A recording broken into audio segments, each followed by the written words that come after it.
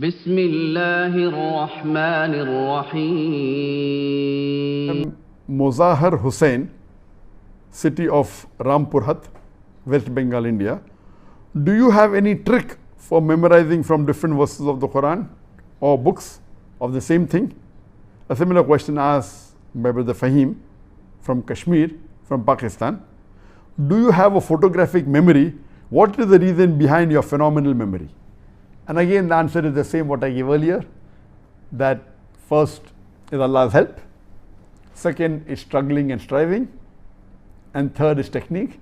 There are various techniques for memory which you get when you do MBA courses, which is called as mapping and all the others. And believe me, all these techniques have got limitations.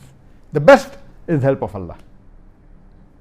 Certain things are there that when you memorize something, after about 20 minutes, again rehearse it after 2 hours, again after a few hours. The more you rehearse it and revise it, the more chance it will be part of you. Then next day, the more you use it, the more it becomes part of memory. And once it goes into your permanent memory, then even if you don't revise, it will be in your memory. For example, Surah Fatiha.